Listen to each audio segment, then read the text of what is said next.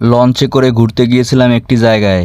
যাওয়ার পথে দেখতেছিলাম সুন্দর সুন্দর ব্রিজ, লঞ্চ ঘাট দেওয়া টার্মিনাল, নদীর পাড় দিয়ে আঁকাবাঁকা রাস্তা, সুন্দর সুন্দর বিদ্যালয়, বড় বড় মালবাহী ট্রলার, নদীতে মাছ শিকার করছে জেলেরা, আরও থাকছে অনেক কিছু।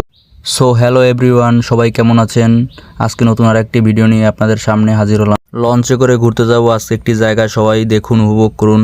সো সকাল সকাল লঞ্চে যাওয়ার জন্য বাসা থেকে বেরিয়ে পড়লাম। বাসা থেকে বের হয়ে দেখতে পেলাম সুন্দর একটি মাঠ, এরপরে দেখতে পেলাম পুকুর ভর্তি মাছ, এরপরে খালের ভিতরে দেখতে পেলাম একটি ভেসাল, এটি দিয়ে মাছ ধরে।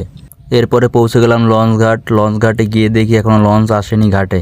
ওয়েট করতে করতে এক কাপ চা খেয়ে নিলাম সুন্দর একটি ওয়েদারের সাথে। সবাই দেখুন, লঞ্চ ঘাটের অপোজিট সাইডে মাছ ধরতেছে কিছু লোক জাল দিয়ে। তারপরে লঞ্চ ঘাটে লঞ্চ চলে আসলো, তারপরে আমি লঞ্চে উঠে পড়লাম।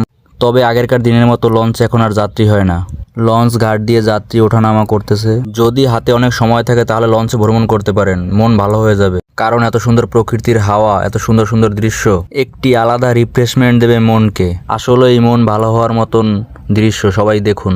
এরপরে যাওয়ার পথে দেখতে পেলাম মালবাহী বড় বড় ট্রলার, এরপরে দেখতে পেলাম বড় একটি ব্রিজ। এরকম সুন্দর সুন্দর দৃশ্য দেখতে হলে অবশ্যই আপনাকে লঞ্চে ভ্রমণ করতেই হবে। অনেক মানুষ খেয়ায় করে নদী পারাপার হয়, তা দেখলাম। সকালের লঞ্চে আসার জন্য অনেক ছাত্রছাত্রী লঞ্চে করে স্কুলে যাচ্ছে। ওদের দেখে আমার সেই সোনালী অতীতের কথা মনে পড়ে গিয়েছিল। এই ড্রেস পরে আমরা প্রতিনিয়ত স্কুলে যাওয়া আসা করতাম। ভিডিও করে দেখে কইতেছে, ভাই এই নদীর ছবি তুললো, এখানে খুব সুন্দর ছবি। ও তো বোঝে না যে ভিডিও করতে আসি। এদিকে নদীতে জেলেরা সবাই মাছ ধরছে বড়শি দিয়ে। এরকম সুন্দর দৃশ্য দেখতে হলে অবশ্যই লঞ্চে ভ্রমণ করতে হবে। এরপরে চলে আসলাম আরেকটি লঞ্চ ঘাটে। এই লঞ্চ ঘাটের পাশে অনেক দোকান পানিতে তলিয়ে গেছে দেখলাম। এই নদীর উপর দিয়ে গেছে আবার আরেকটি ব্রিজ দেখতে পেলাম। নদীর পাশ দিয়ে সুন্দর সুন্দর রাস্তা রয়েছে, আরো সুন্দর সুন্দর স্কুল অ্যান্ড কলেজ রয়েছে দেখতে পেলাম।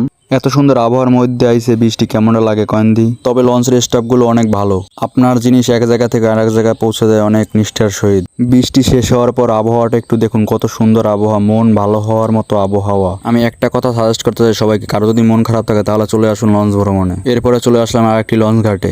এরপরে হালকা বাতাসে কাকুর লঙ্গি আকাশে, কাকুর কইতেছে, কাকু আপনার লঙ্গি কন্ট্রোলে রাখেন, নাহলে কিন্তু আকাশে উড়কে যাবে কাকু।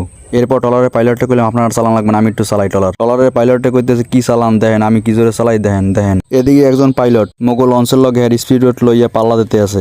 যাওয়ার পথে দেখতে পেলাম আমরার গোডাউন। কিছু দূর আসার পরে দেখতে পেলাম এদিকে রাস্তাঘাট খুবই খারাপ, এদিকে যাতায়াত ব্যবস্থা অনেক খারাপ।